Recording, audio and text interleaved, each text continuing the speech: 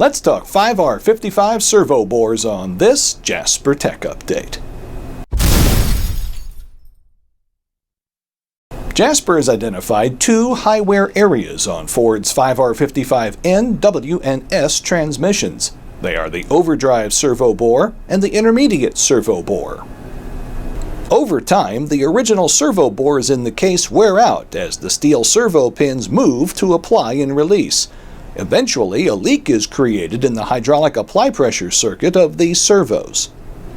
When the intermediate servo bore wears, this creates a 2-3 shift flare or slippage. When the overdrive servo bore wears, this creates either a 1-2 or a 4-5 shift flare. The Jasper solution is to remount the original servo bores, then install high-grade aluminum sleeves into the bores. Once these sleeves are installed, a quality vacuum test is conducted to ensure leak-free circuits. Jasper's remanufacturing of the 5R55 series servo bores is another way we provide peace of mind for you and your customer.